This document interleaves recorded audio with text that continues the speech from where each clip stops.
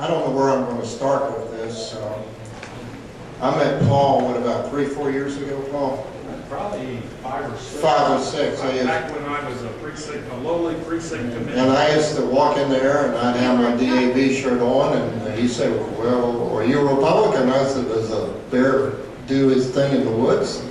And he said, He's got charm in him. oh, he got charm. He said, why don't you join the party? Why don't you come on and help me? And of course, I think it was 3 years old. My wife dropped dead on me. She had an aneurysm to her brain, and hey, it's hard for me to roast Paul. And he kind of grabbed me and got me involved with everything in the city. And I went through a very tough year, losing my love of my life for that first year. Paul, I want to thank you and Valerie for coming in and helping me. And you're like an old stray dog. And I was kidding, Paul. I guess the mayor says I'm only coasting in central Indiana. I said, Paul, you were killing them and I was saving them. But I just wanted to tell you how much it meant to me. We love you. I love you too as a brother.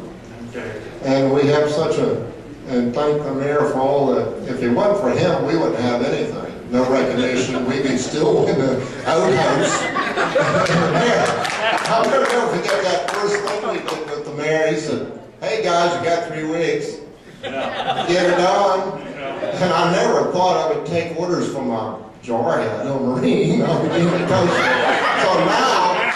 I have to choke up and say that Marines don't have rocks in their head. They are smart.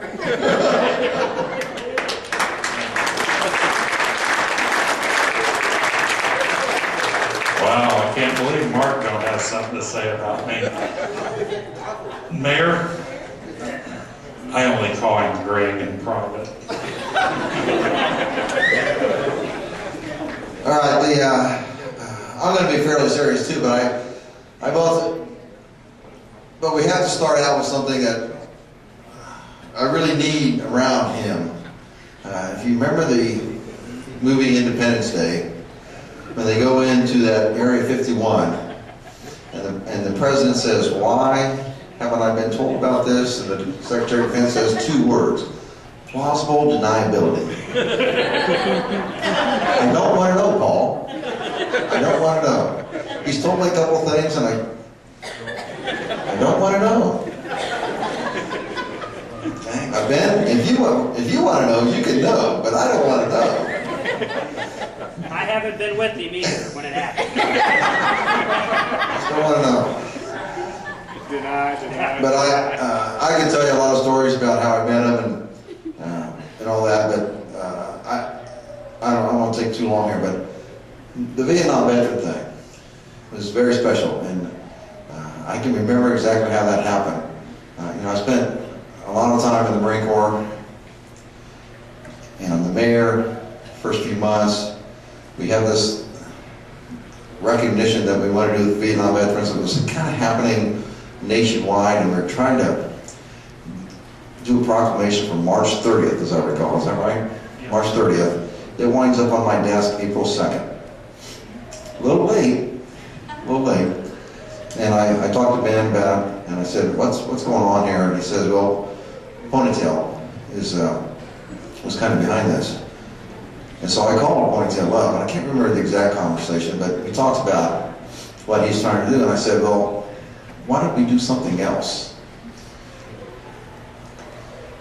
And a few weeks later, really, truly, a few weeks later, we had what I still consider the most powerful day of my life. Not even close. It was May 17th. I'll never forget the date. May 17th. And it was God's coin. Would we welcome home the Vietnam veterans as a city? That's never been done in this country before.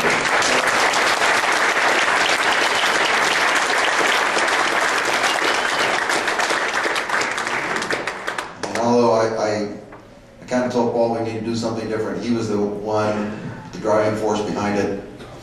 He emceed it. It was extremely special. People came from 10 states with very few weeks' notice. 10 states, we couldn't get them all in the door, which tells you how powerful that was. I stayed there for an hour and a half after the ceremony, talking to everybody who wanted to talk to me, and I wasn't going to leave until I did that. And I'm here to tell you the stories I heard and the gratitude that they felt for the city of Indianapolis putting that on for them. It will stay with me forever, absolutely forever. It was a very, very special day, and none of that happens without him. And I know it means a lot to him. Certainly means a lot to me. My war was different. I was a Gulf War, but his war was different when he came home. When I came home, there was a lot different reception than when he came home. And so that's why it was so special to me.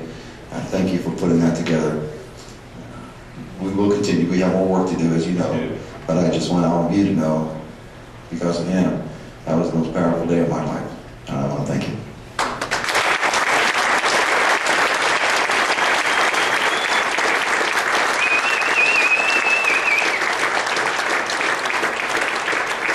You know, he said he stayed around for an hour and a half.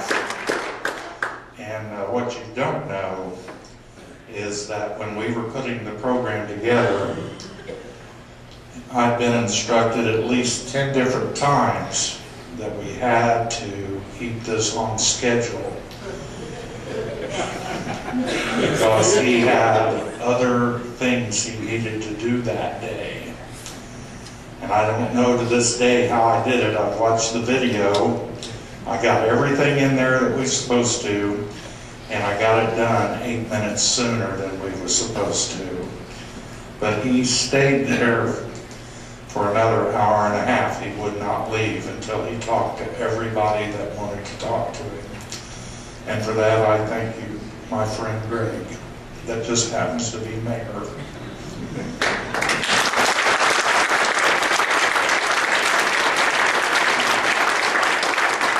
My sweet Debbie, you know, if Valerie hadn't have been there that night, this would have been my wife.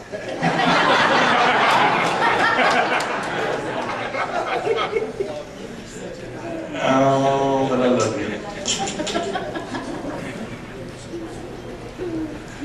My glasses, I can't see now. Whoa, walk it right up there. There we go, look at him.